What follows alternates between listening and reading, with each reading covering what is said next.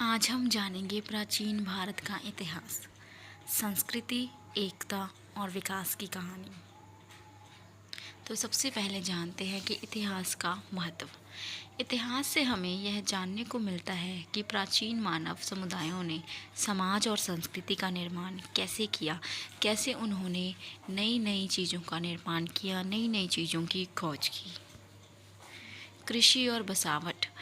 मानव ने खेती शुरू की और जीवन को सुरक्षित व स्थायी बनाया। इससे सभ्यता की नींव रखी गई। लेखन और लिपियाँ।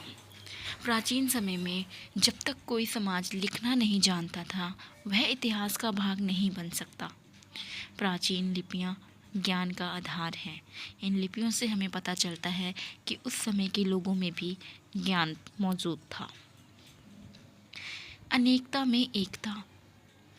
भारत विविधताओं वाला देश है, अतः इसमें अलग अलग धर्मों के, अलग अलग जातियों के, अलग अलग वंशों के, अलग अलग रूपों के, विविध तरह के लोग रहते हैं। सबकी संस्कृतियाँ अलग हैं, फिर भी सब एक सूत्र में बंधे रहे। यही हमारी पहचान है। दक्षिण भारत की भाषाएं। द्रविड़ और तमिल भाषाओं में 1500 से 500 ईस्वी पूर्व तक प्राचीन शब्द मिले हैं। पाली और संस्कृत ग्रंथों से हमें ऐतिहासिक प्रमाण मिलते हैं। धर्म और विविधता। हिंदू, जैन, बौद्ध जैसे धर्मों का उद्भव भारत में हुआ। विदेशी समुदायों ने भी भारत को अपनाया, अतः हमारा भारत एक ऐसा देश है जिसमें बहुत सारे धर्मों के लोग रहते हैं। सांस्कृतिक समन्वय। हिमालय से समुद्र तक और पूर्व से पश्चिम तक भारत एकजुट रहा। शक्तिशाली राजाओं ने इस एकता को बनाए रखा। महाकाव्य और परंपरा।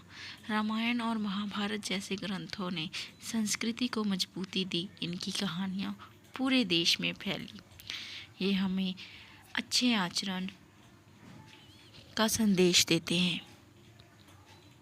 वर्ण व्यवस्था का प्रभाव। उत्तर भारत में जाति प्रथा ने समाज को विभाजित किया। आज भी इसके प्रभाव देखे जा सकते हैं। अर्थात जातियों के आधार पर अब लोगों में आपसी भेदभाव शुरू हो गया था, जो कहीं ना कहीं आज भी लोगों में मौजूद है। धार्मिक परिवर्तन और परंपराएं। मुसलमानों ने धर्म बदला, पर अपनी पूर्व परंपराओं को पूरी तरह से नहीं छोड़ा। अतीत की प्रासंगिकता। अब हम जानते हैं कि हमारे लिए अतीत क्यों ज़रूरी है।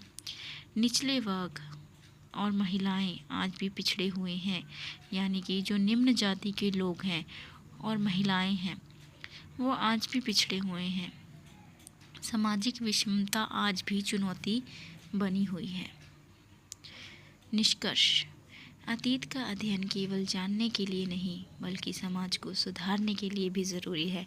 अतः अगर आप समाज में बदलाव लाना चाहते हो, तो आपको पता होना चाहिए ऐसे कौन कौन से तत्व हैं जो समाज को आगे बढ़ने से रोकते हैं, और ये सिर्फ तभी मुमकिन है जब आप इतिहास का अध्ययन करोगे। आई होप आपको वीडियो अच्छा लगा हो।